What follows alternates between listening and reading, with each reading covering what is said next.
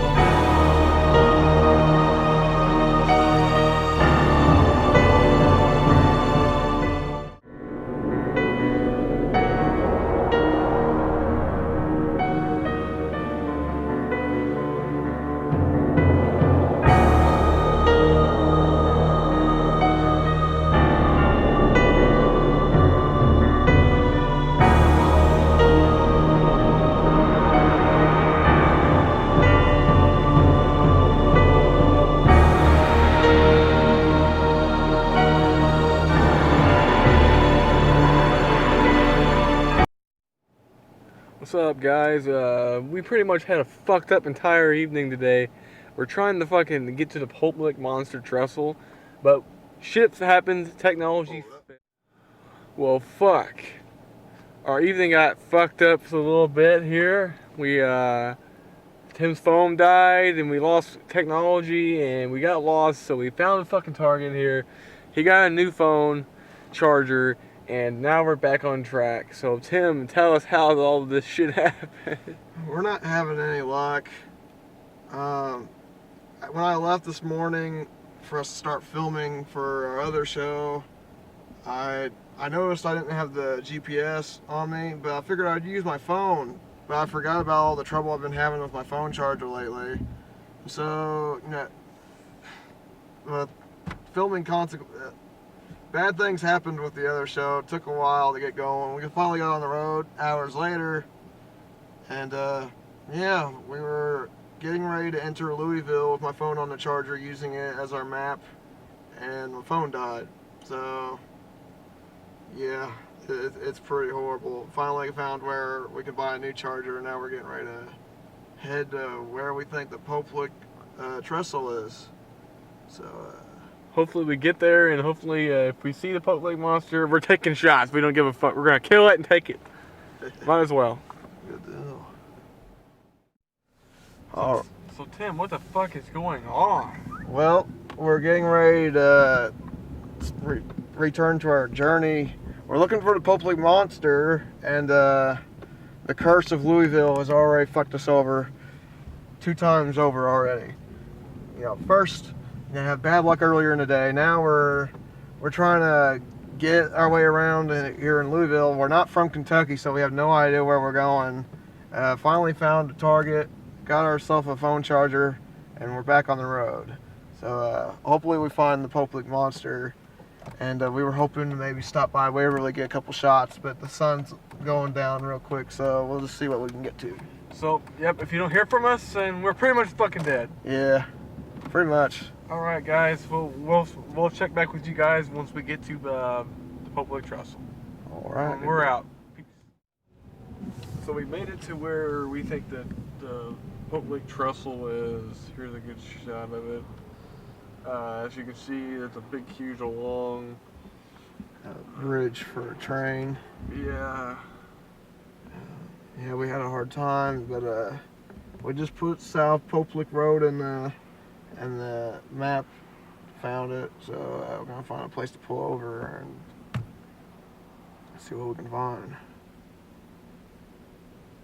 Haven't seen any no trespassing signs yet. Not yet. Yeah, we haven't found any trespassing signs yet. Here's some no litter signs, but And we're gonna see if we can find this legend and capture it on camera. So stay tuned. Yeah, it's gonna be great. Alright, we're getting ready to head on over to the trestle, and we got to play Frogger with this fucking highway real quick. So if we die, at least we gave it the good old fight. Scale, oh well, there's a path up here.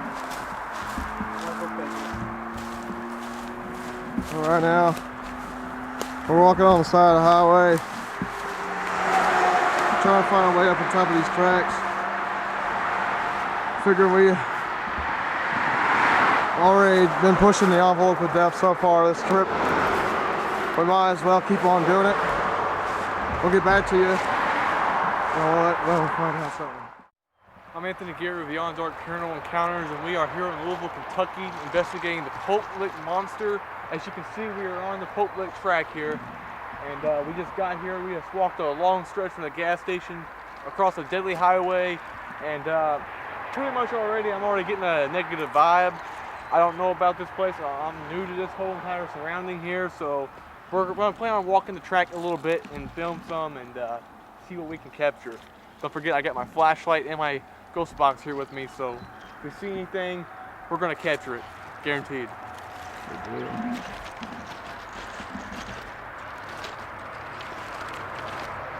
So far, Tim, what are you experiencing while you're on this track? I just feel like we've had a bunch of close encounters with death already, and we're making some not so wise choices this trip. We're dedicated to finding what we're looking for. The truth is always out there, and we're always looking to set it free. Exactly. I thought I just heard something. I heard something over in the bushes too. I don't know what the hell it was. Might be the Pope Lick Monster. Half man, half goat. Could be a demon. I'm not sure what it is.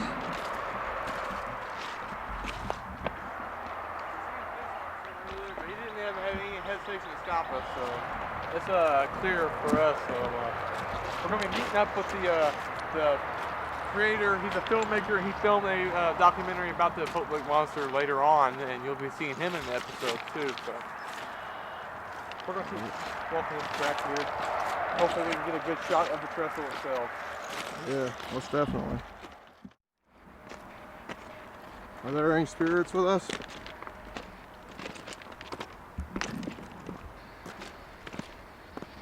Any spirits?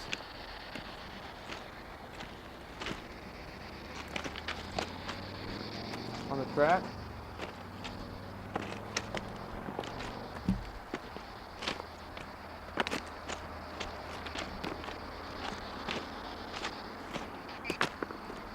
What was that? I'm gonna say Kentucky. Kentucky?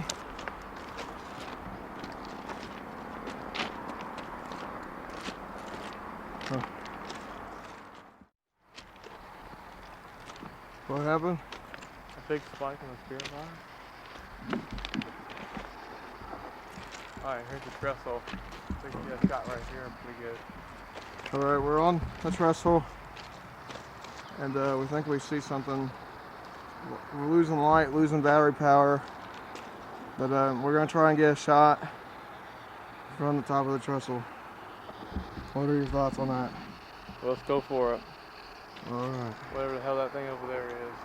Probably the monster. I said we keep our distance. Well, I got my nanny on me in case I need to pop a couple hollow points and Take a clear shot from right here. Is that? See, look, if you guys see right through the light. we have a long way back.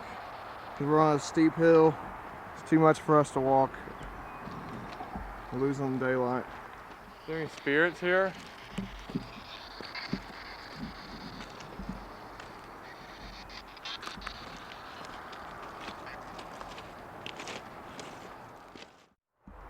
While walking the track I found this dead animal. I'm not sure what it is. I see bones, fur. Might be a victim of the monster. Hopefully we're not next.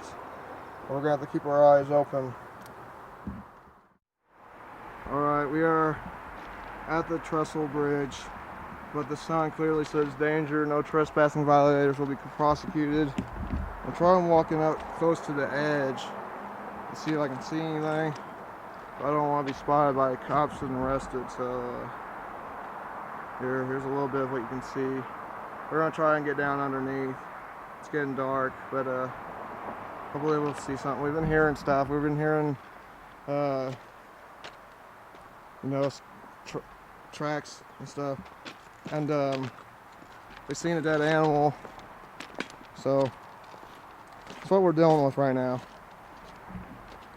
More to come soon. Yeah. Oh fuck, dude, a fucking ranger. Oh shit, man. How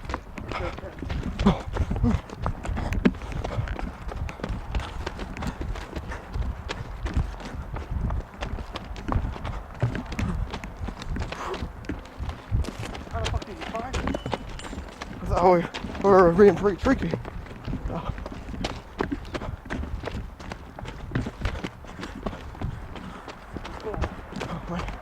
Oh, I think he's going away.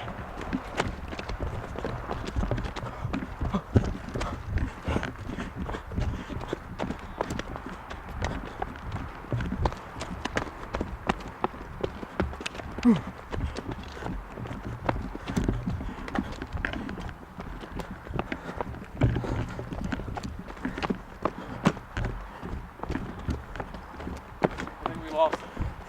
Oh god. We're safe? Yeah, we're safe. I gotta get it. So we walked the trestle, and now we're here at the bottom of the trestle to check out and see what we can see from down here. We're on what is called the Louisville Loop. We've heard branches breaking and everything. Feel like we're being followed. It's been rough, and hopefully we can get a better view from down here. All right. So Tim, can you tell me what you experienced up on top of the trestle? Well, felt like I was being followed. Kept hearing stuff. Then, you know, so I think somebody spotted us, so we had to run for it. It was real steep. It's a long track. We probably had to walk a mile there and a mile back. None, you know, that's probably at least. As you can see how tall it is, I don't think we wanted to walk across that. If a train would have came up on this, we would have had nowhere to go. And we could have fell through the tracks also. So, it's a very dangerous area around here. It's getting dark. I've seen some dead animals, maybe some droppings. No telling what's going on around here in Public Road. Well, we didn't see the public monster tonight, but we did hear a lot of weird noises. So Yeah. maybe the public monster can blend itself into the surroundings and camouflage itself. So I think we need to go deeper into the woods to really find it. that's a journey for another adventure, though, because this is, as you guys can see, you may not be able to see it here now because night vision has turned on the camera because it is getting dark. Oh yes.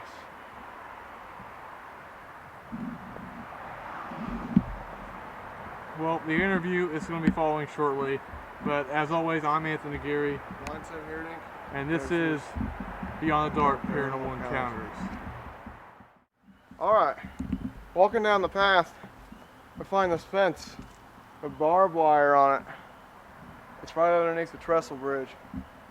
And we were walking, and we've seen a sign that says private property, no trespassing, and there's a lock, rusted lock right here. No, it looks like somebody's already tried getting in. There's probably a monster on the other side. I don't know who owns this. Are they trying to keep something out or something in? We shall find out one of these days. But the sun is not being our friend today. It's already dark. It's past dark. It's already dark as hell outside. We will be back. We promise. and we will find it. What I can say from what I experienced here at the Pope Lick Trestle today, paranoia. You never know when a train's gonna come around that corner and hit you. So it's been great being here in Louisville, and we can't wait to return. We are gonna be coming back soon to investigate Waverly Hills Sanatorium. So we will be back, Louisville. We promise. Oh yes, definitely be back. Don't forget, guys. There's always light beyond the dark. We're here with the filmmaker who created the movie Legend of the Pope Lick Monster, Ron Schultnick. Schultnick, yes. Yeah. It's been a long day, but we're in for the long run. He's going to tell us more about the Legend of the Pope Lick Monster. So what is this? How did this start? Do you what you know about it? Well, this was just a story that I heard when I was in high school. Like we were talking about earlier, it's just a way to scare people.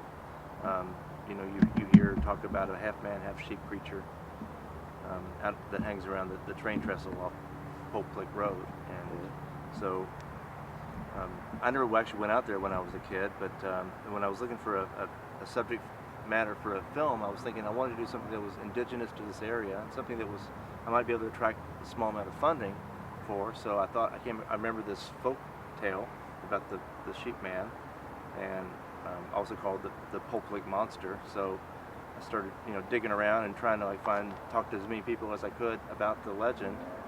And honestly, the stories I heard were more about people's adventures to the trestle and what happened on their, when they went out there, more so than about the legend itself. So the legend was kind of hard to find. You can kind of pull.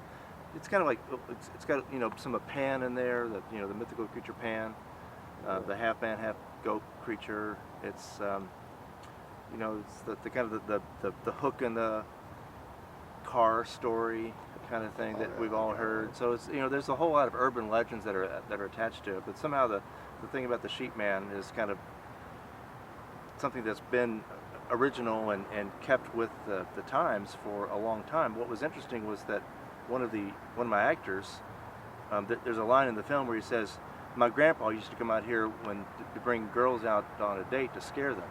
Well, that was a true story. He told me that his grandfather did that. So when we made this film in the late 1980s, the film, there are already 3 generations of people telling that story about the sheep man. So it's been around for a long time. So you hear stories about him scaring you, trying to lure you out onto the tracks, as you may have heard. There's stories about how Boy Scouts were camped on the hill around there, and they woke up the next day and the hills were covered with slaughtered sheep. So there's stories about how a sheep, I'd have to remember where this came from, but something about how on the track there was a traveling circus in the 30s, and there was a sheep that fell off or something, or something like creature fell off the train car, and inhabited the area. So honestly, I don't know. I'm not the authority on the legend itself. I just sort of used it as a coming of age story. So my film, because the stories that I heard when I did my research, there was no internet back then. I was just talking to people, going to libraries and things like that. The story that I ended up writing, the script really became more about what happened to some people going out to the trestle. So it was kind of like a night in the life of the trestle, really. So 3 kids go out to the trestle after a football game. The guy, his sister, and the guy's friend, who's somewhat attracted to the sister. So you've got kind of a little love interest there. You've got, the initiation feature of the guy trying to, the more experienced guy trying to lure the inexperienced guy across the trestle, and what happens. So that was my cheesy little film. We definitely found out going there, that getting to the trestle was more of the hard part, and the adventure itself. If we would have known just to go through the fence, that would have been a lot easier. Yeah, but that's the pictures I saw on the internet, was the fence with the no trespassing sign. That was all. I was like, that has to be it. So we found it. Well, the fence, like I said, the fence was put up by the railroad. 2 people had lost their lives on the trestle during the time that I made that film. It took me 2 years to make it. When I started, I did research. There were no actual deaths. There were some close calls, but nobody actually died. So it took me 2 years to make the movie. You know, it was money. There was a money issue and getting actors together and things like that. But during that by the time I finished it, 2 people had lost their lives on the trestle. So it was kind of interesting that the railroad never did anything about putting up a fence until the film came out and kind of put a spotlight on it again in the eyes of the media. So you're saying that your film helped bring awareness to the dangers? I'm sure it did, yeah. Even though they thought that I was just enticing more kids to go out to the trestle, and they said, you know, and then like sure enough, somebody was arrested like the night of the premiere, and they said, "Ha, we told you so. We told you your film was going to incite more people going out to the trestle." You know, it's like probably had the police want to be around there more, just Yeah. because they thought maybe people would be over there. We only saw one cop today, and he was going past us. He didn't even want to pay attention to nothing, so we had no heat today. So. Yeah. Oh yeah. Well, I'm pretty sure we heard of this because, you know, we're 3 hours away. We heard of it because we seen your movie cover online. So that made us want to come down here. So thank you for that. Sure. Thanks for coming. Oh yeah. I mean, this is Legends just like anywhere. I think in our last season, we went to this place called Young Blood Farm where there was kind of like a half goat, half demon human being thing running around. But it had like a special feature. It had a half goat, half demon, and a haunted ass barn that was so old, and we caught some demonic activity in there. It was like something was wanting us to come inside the barn, but we just couldn't get to that spot. But we kept hearing growls and stuff. So yeah, it's a creepy place. So, like you said, you never seen anything, but like it's just a coming of age where, well, you know, we've heard of it, so let's check it out, and it's interesting enough. Yeah, So, it was, you know, most of this happened pre-internet, so yeah. So like I said, for the word of mouth. 3 or 4 generations, people were just passing the story around. You know, it's a classic form of storytelling that's, you know, that just exists and just perpetuates itself for a long period of time. So it's kind of exciting that this, you know, this kind of exploded, you know, into now it's, you do Pulpit Monster and it's all over the place, right? Yeah. There's all kinds of things that are centered around the legend. So and actually on YouTube there's a lot of videos. There's a handful of videos that people have done. Like there were some college kids at U of L that did a documentary on it, and they actually did more research as to what the legend is. I think that's where I first heard the circus train story. So you could find that, and they interviewed me for that. Yeah, we were going out on a whim on this trip. We should have done more research, but we're coming back for another day. So we got like a little month and a half or so. We're gonna do a little more research, and maybe come back and check it out more. But yeah, we didn't have our batteries packed up ready to go, and hoping we do a better search next time. I don't know if we can find somebody stupid enough to stand in the middle of the track. Not that, you know, if you've done it that you're stupid, but we didn't want to do it. I haven't done it. We were scared, so we didn't want to stand in the middle of the track and fall I'm a kind through. of ball sit on one type guy. I don't even think I would do it. No. I mean, we have snapshots of looking up and seeing the cracks. There's no way in hell I'm gonna climb up there and do that. I'm already scared. I says it is. Well, like you said about Stand By Me. We seen Stand By Me and how they had to run. Yeah. For it. Yeah. We're not good at running. Yeah. Well, there's something about because of the bend in the track and all the trees, you don't hear the train whistle until it just comes right around the bend. I was wondering how fast that train went, because like in Fort Branch, Indiana, those things go 60 miles per hour, but in Evansville, there's like 20, and there's going Yeah, slow. there's legends I saw on the internet. It says something about when you see the Pulpit Monster, you get so frozen in fear that you actually fall to your death. I've seen a lot of that. I'm like, what the hell? Bunch of stories. Yeah, right. Yeah. See, and that's just really, you know, I was hearing so much of that stuff but people were telling me stories. But what happened when I went out there, you know, I didn't see the monster, but But what happened when I went out there, you know, they tell me all these crazy things that happened to them, these crazy things that they did looking for the monster. So to me, that sort of became more of the focal point. I just sort of used the you know, the sheepman as my MacGuffin, as Alfred Hitchcock would say. Right? It was, you know, the one thing that puts your story into motion. Yeah. You know, like the like other things happened because this was. Yeah, it's like the inciting incident. You know. Yeah. All right, yeah, it's been nice meeting you, Ron. Nice and with you, Tim. Yeah, just check out The Legend of the Public Monster. You know, email Ron, and he'll definitely get you a good copy. It's definitely worth the watch. So yeah, we've had a great adventure, and this is a good way of summing it up and concluding the night. So yeah, thank you for meeting up Tim. with us. All right, thank you.